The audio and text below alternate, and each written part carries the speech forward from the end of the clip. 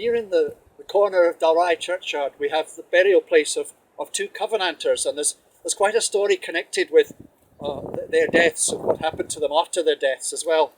It already started in the killing times in the Covenanters in early 1685, when James McMichael and some other Covenanters went to the manse in Carsfairn to accost the minister for his persecution of the Covenanters. He personally led to the death and transportation of some 21 local folk, hardly what you expect in the behaviour of your own parish minister. And they were going there just to ask him to desist from such persecution of his own people. And the minister, Peter Pearson, invited them in. He came to the door with a sword in one hand and a pistol in the other. When he realised what the two Covenanters who went in were requiring of him, he threw into a rage and started pushing them out the door. And in the tussle, a shot was fired, and the curate, Peter Pearson, fell dead. Now, McMichael always claimed that it was the minister's pistol that in the tussle was turned upon him, but the Covenanters were quite strong. The societies of the Covenanters were quite strong that violence had no place, that there was a peaceful protest, and because of that, he was put out of the societies of the Covenanters. McMichael realised that his life was forfeit, and he was determined to go down fighting if he could.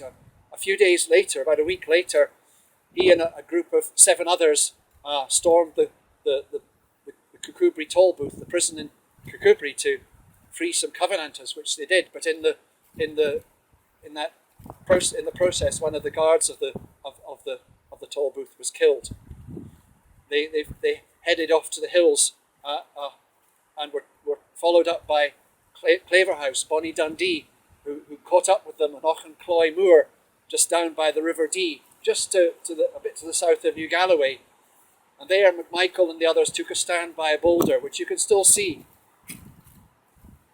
McMichael and Claverhouse entered into a duel.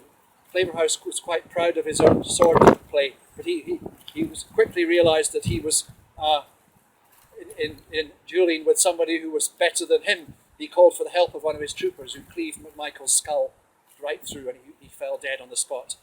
3 other Covenanters that had been of the group of 8 had been mortally wounded, and they were shot dead on the spot. 2 others were taken captive and later executed in Kirkcudbright. 2 others managed to escape. The bodies were just left on the moor where they had fallen, and their friends found them a day or so later and brought one of them was buried there, who was not from the area, but the 3 from Dalry were brought back and buried here in Dalry. A day later, Claverhouse came to Dalry with his troopers. They dug up the bodies of all 3 and hung them from a tree beside the church and paraded the villagers in front of the bodies, warning them if this what would happen to them if they continued to follow the Covenanters and the Covenanting cause. After that, they allowed 2 of the bodies to be reburied, but McMichael's body, because of his supposed murder of the curate of Carsfairn, they refused to allow them to take down. And it was a few days later that some of his friends came in the dark of night and took his body away into the hills where they buried it, and there it lay until at the end of the time of the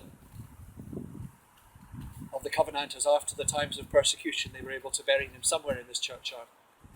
Return to these two Covenanters, Stuart and Grierson, who are buried here. The military authorities didn't allow them to be buried in their family plots, but said they should be buried in the far corner, the northwest corner of the churchyard, where normally thieves and those miscreants were buried. And this is why the stone is in this corner of the churchyard.